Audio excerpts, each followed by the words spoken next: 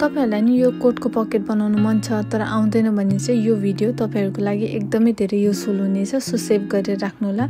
आज चाहिँ म तपाईहरुलाई यो लङ कोटको पकेट कसरी राख्ने भनेर सिकाउँछु। सो त्यसको लागि हामीलाई 3 पीस फ्याब्रिक चाहिन्छ। फर्स्ट पीसको चाहिँ मेजरमेन्ट विथ 12 छ भने लेन्थ चाहिँ 21 छ भने सेकेन्ड को छ विथ 7 अनि लेन्थ सेम 21। थर्ड पीस चाहिँ तपाईको पकेट कत्रो चाहिन्छ त्यही अनुसारले गर्ने हो।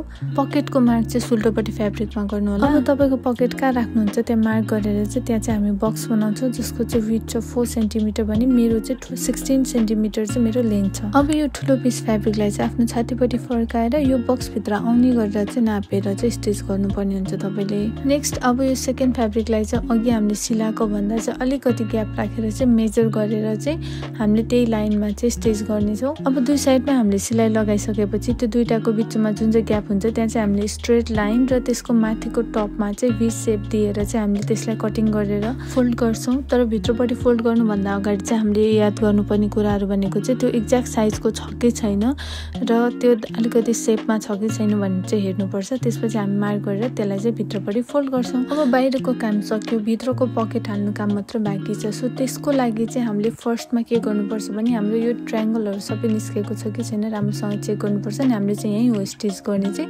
तर फर्स्टमा हामी पकेटलाई चाहिँ अट्याच गर्छौं। अब पकेट एड गर्दाखेरि चाहिँ हेर्नुपर्ने कुरा भनेको चाहिँ हामीले एक साइडमा चाहिँ सिंगल फ्याब्रिक आउँछ भने अर्को साइडमा चाहिँ तीनटा खापेको फ्याब्रिक आउँछ। अब जुन हाम्रो पकेटको फ्याब्रिक थियो त्यो फ्याब्रिकलाई चाहिँ लगेर त्यही 3 लेयर र 1 लेयरमा चाहिँ जोड्दिने हो। जोडिसकेपछि ओभरलक गर्नु चाहिँ नबिर्सनु होला। यसमा चाहिँ मैले गरेको छैन किनभने यो जस्ट तपाईहरुलाई देखाउनको लागि मात्रै हो। अब यो पकेटको फाइनल पार्ट भनेको चाहिँ जुन हामीले अगाडि ट्रायंगल शेपमा कट लगाएको थियो त्यही कटलाई चाहिँ हामीले कहीँ पनि ग्याप नराखिकन चाहिँ स्टिच गर्नुपर्छ। अब दुई साइडै स्टिचिङ कम्प्लिट भइसकेपछि चाहिँ रिजल्ट यस्तो आउँछ।